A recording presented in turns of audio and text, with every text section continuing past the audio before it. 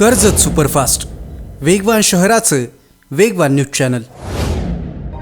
नागरिकांना सोयी सुविधा देता याव्यात यासाठी नगरपालिका कर आकारणी करत असते। त्यातलीच एक आकारणी म्हणजे घरपट्टी।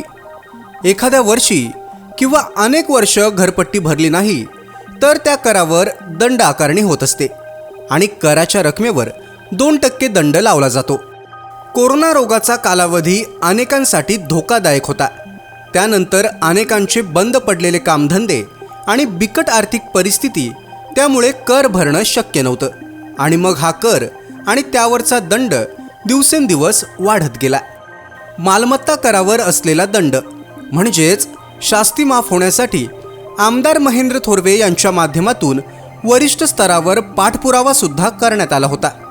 19 मे 2025 रोजी शासनानं परिपत्रक काढून मालमत्ता करावरचा दंड माफ करत अभय योजना लागू करण्याच्या सूचना केल्या। पण आजतागायत कित्येक महिने उलटून गेले तरी कर्जत नगरपालिकेनं त्याची अंमलबजावणी केली नव्हती। त्याबाबत पाठपुरावा करत माजी नगरसेवक संकेत भासे यांनी वारंवार मुख्याधिकारी यांना विनंती करून निवेदन सादर केलं होतं आणि अखेर आमदार महेंद्र थोरवे यांच्या माध्यमातून संकेत भासे यांचे प्रयत्न सफल झाल्याचं चित्र आहे। 19 मे 2025 पर्यंत असलेल्या मालमत्ता करावरच्या दंडाच्या थकबाकी आता माफ होणार आहेत।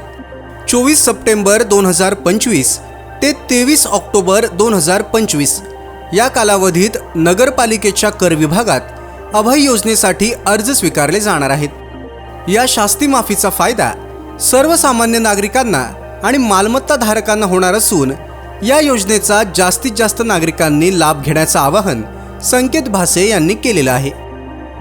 तालुक्यातल्या घडामोडींचे अपडेट सर्वात आधी मिळवा। कर्जत सुपरफास्ट चॅनलला सबस्क्राइब करायला विसरू नका।